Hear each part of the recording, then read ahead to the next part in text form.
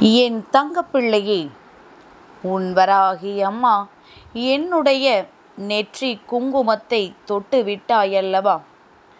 என் தங்கமே, உனக்கான நல்ல செய்தி நாளைய மங்கள செவ்வாய்க்கிழமையின் விடியலில் காத்து கொண்டிருக்கின்றது. என் பிள்ளையே, நாளைய விடியல் என் பிள்ளைக்கு வெற்றி விடியலாக இருக்க வேண்டும் என்பதற்காக இன்றே அம்மாவினுடைய நெற்றி குங்குமத்தை தொடச் சொல்லி இருக்கின்றேன். என் தங்கமே, உன்னுடைய மனதிற்குள் இருக்கின்ற ஒரு மிக பெரிய விருப்பம் ஒன்று நாளைய விடியலில் உனக்கு மிக பெரியதொரு தீர்வை கொடுக்கப் போகின்றது.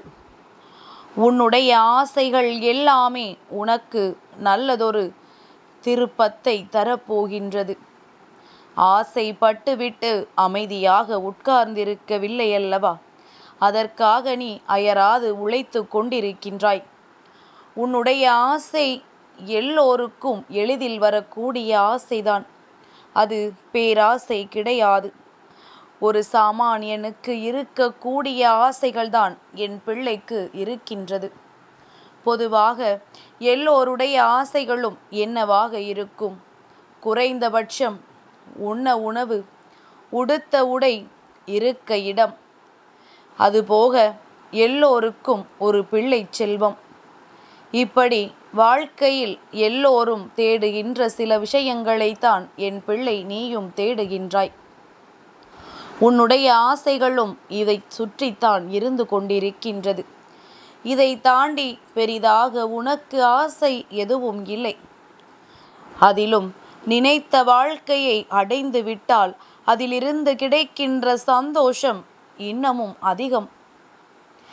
என் பிள்ளையே, நீ நினைத்த விஷயத்தை நாளைய விடியலில் நீ கைகளில் பெறுவாய் என்று சொன்னால், இன்று அம்மாவின் குங்குமத்தை தொடச் சொல்லிய பொழுது அதை நீ தொடாமல் இருந்து விட மாட்டாய். ஏனென்றால் என் பிள்ளைக்கு என்ன எண்ணம் என்றால், அம்மா, அப்படியாவது நான் நினைத்தது நடந்து விடாதா? இப்பொழுது இந்த ஆசை நிறைவேறிவிட்டது என்றால் நான் அடுத்தது என்ன செய்ய வேண்டும் என்று யோசிப்பேன் அல்லவா? உதாரணத்திற்கு சொல்ல வேண்டும் என்றால், இப்பொழுது வீடு கட்ட வேண்டும் என்ற ஆசை இருப்பவர்களுக்கு முதலில் இடம் கிடைக்க வேண்டும். அந்த இடம் கிடைத்து விட்டால் முதலில் சந்தோஷம் அல்லவா? அதை கொடுத்து விட்டால் அடுத்தது செய்ய வேண்டிய விஷயத்தை தெளிவாக செய்துவிடலாம் என்று நினைப்பார்கள். என் பிள்ளையே, நீ ஒரு இடம் வாங்க நினைக்கிறாய் என்றால், அதில் உனக்கு 1000 தடங்கல்கள் வருகிறது என்றால் உடனே சற்று சிந்தித்து பார். தடங்கல்கள் மற்றவர்களால் ஏற்படுத்தாமல் தானாகவே நியாயமாகவே உனக்கு வருகிறது என்றால் சற்று நீ பொறுத்திருக்க வேண்டும். அவசரப்பட்டு எந்த முடிவுகளையும் எடுத்துவிடக்கூடாது. அடுத்ததை உனக்கு நிச்சயமாக தெய்வம் வழிகாட்டி கொடுக்கும். அந்த இடம் இல்லை என்றால் இன்னொரு இடம் உனக்கு சரியாக வாய்த்துவிடும். என் பிள்ளையே, அதன் பிறகு உனக்கு தடங்கல்கள் ஏற்பட்ட அந்த இடம் ஏதாவது ஒரு சிக்கலில் நிச்சயமாக நின்று கொண்டிருக்கும். அதை நீ பின்னாளில் ஒரு நாள் புரிந்து கொள்வாய்.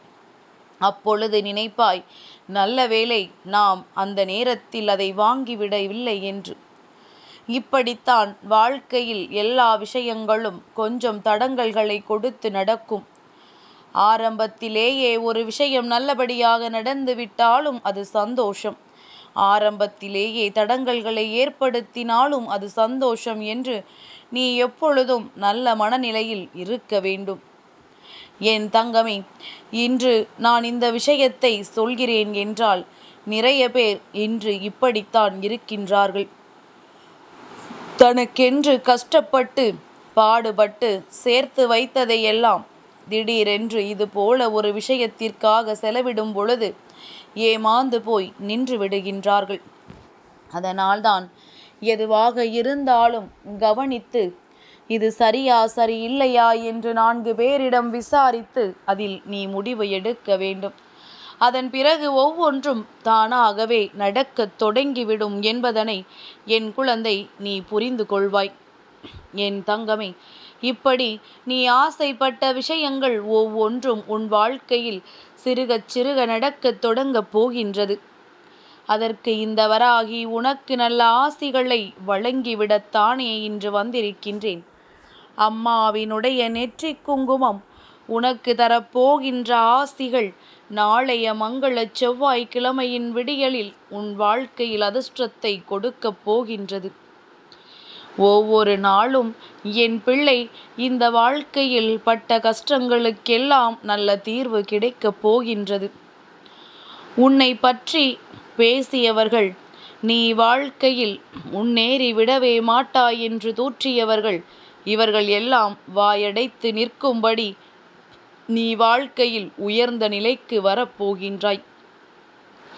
என் தங்கமே, எத்தனையோ முறை இந்த வாழ்க்கையில் நீ பல கஷ்டங்களை பட்டுதான் எழுந்திருத்திருக்கின்றாய். ஆனால் நீ பட்ட கஷ்டங்கள் எல்லாமே உனக்கு ஒரு விதமான பாடத்தையும் சேர்த்து கொடுத்திருக்கின்றதல்லவா?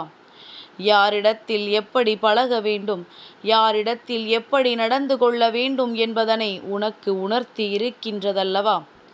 இதையெல்லாம் என் பிள்ளை நீ சரியாக புரிந்து கொள்ள வேண்டும். என் தங்கமே, இப்படி நீ செய்து கொண்டிருக்கின்ற செயல்கள் எல்லாமே உனக்கு ஏதோ ஒரு வகையில் ஒரு விதமான சந்தேகங்களையும் சந்தோஷங்களையும் சேர்த்துதான் கொடுத்திருக்கின்றது. எதின் மீதும் சந்தேகப்பட்டு கொண்டே இருந்தால் சந்தோஷம் என்ற ஒன்று நிரந்தரமாக இருக்காது. அதற்காகத்தான் அம்மா எப்பொழுதும் உன்னிடத்தில் சொல்லிக் கொண்டிருக்கின்ற விஷயம், என் பிள்ளை, சந்தேகம் என்பது நீ கொள்ளாமல் அதற்கு பதிலாக எதன் மீதும் எந்த விதமான எதிர்பார்ப்புகளும் இல்லாமல் சென்று கொண்டே இரு.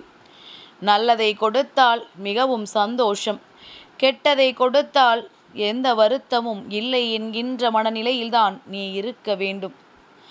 என் தங்கமே, இப்படி உன்னுடைய வாழ்க்கையில் உனக்கான எல்லா நல்ல விஷயங்களும் உன்னை தேடி வரும் பொழுது என் பிள்ளை அதை நீ சரியான நேரத்தில் பயன்படுத்தி கொள்ள வேண்டும். உனக்கு வாய்ப்புகளை உருவாக்கி கொடுக்க இந்த வராகி நான் தயாராக இருக்கின்றேன்.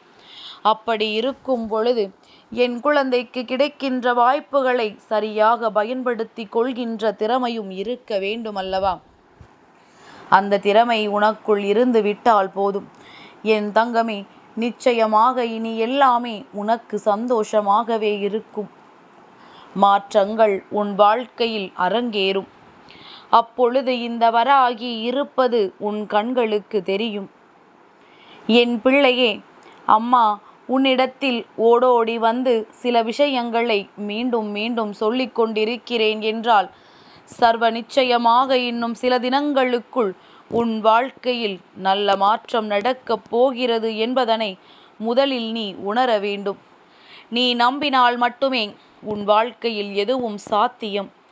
நீ நினைத்தது போல உன் வாழ்க்கை நிச்சயமாக மாறும்.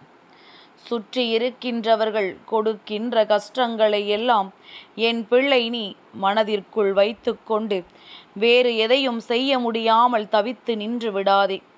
சுற்றி இருப்பதே அடுத்தவர்களுக்கு கஷ்டங்களை கொடுக்கத்தானே. அதனால் என் பிள்ளை, உன்னுடைய வாழ்க்கையில் இருக்கின்ற ஒவ்வொரு விதமான சூழ்நிலைகளையும் நீ புரிந்து கொண்டு அது தேவையா தேவையற்றதா என்பதனை உணர்ந்து கொண்டு வாழ்க்கையின் சந்தோஷத்தை நோக்கி மட்டுமே பயணித்து கொண்டிரு. நீ சந்தோஷமாக இருந்தாலே உன்னை கெடுக்க நினைப்பவன் வயிற்றெரிச்சல் பட்டு போய்விடுவான். அதுதான் அவர்களுக்கு நீ கொடுக்கின்ற மிக பெரிய தண்டனையாகவும் இருக்கும். உன்னை சோதிக்க நினைப்பவர்கள் முன்னிலையில் என் பிள்ளை, நாளைய விடியலில் உன்னுடைய புன்னகையை பரிசாக கொடுக்க வேண்டும். என்ன கஷ்டம் வந்தாலும் அதை நீ தாங்கிக் கொள்வாய் என்பதனை மற்றவர்களுக்கு நிரூபித்து காட்ட வேண்டும். எல்லா துன்பங்களிலும் இருந்து மீண்டு வருகின்ற என் பிள்ளை, நிச்சயமாக இந்த வாழ்க்கையில் உனக்கான நல்ல விஷயங்களை எல்லாம் நீ சர்வ நிச்சயமாக பெற்று கொள்ள வேண்டும். எல்லாம் மாறும் பொழுது உன் வாழ்க்கையும் மாறும், உன்னை சுற்றி இருப்பவர்களும் மாறிவிடுவார்கள். திரும்பி கூட பார்க்க நினைக்க மாட்டார்கள். அந்த அளவிற்கு உன்னுடைய வளர்ச்சி இருக்கும் என்பதனை என் பிள்ளை நீ மறந்து விடாதே. என் தங்கப்பிள்ளைக்கு இந்த வராகி அம்மாவினுடைய ஆசீர்வாதங்கள் எப்பொழுதும் உண்டு.